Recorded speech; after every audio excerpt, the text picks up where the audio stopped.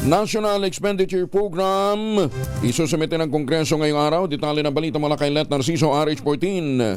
Let, good morning. Aabot sa 7.2 trillion peso ang hinihinging pondo ng Administrasyong Marcos para sa susunod na taon.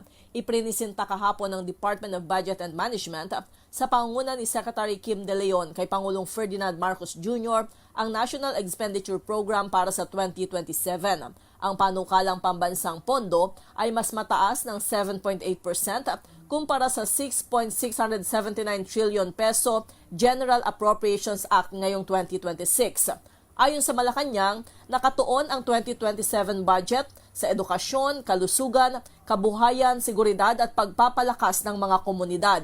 Sinabi ni Palace Press Officer Claire Castro na layo ng 2027 NEP na gawing mas kapaki-pakinabang ang bawat pisong pondo sa pamagitan ng mas mahusay na serbisyo at mas maraming oportunidad para sa mga Pilipino.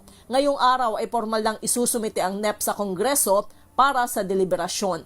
Ito si Let Narciso para sa DZRH. Una sa Pilipinas, una sa Pilipino. Maraming salamat, Let Narciso.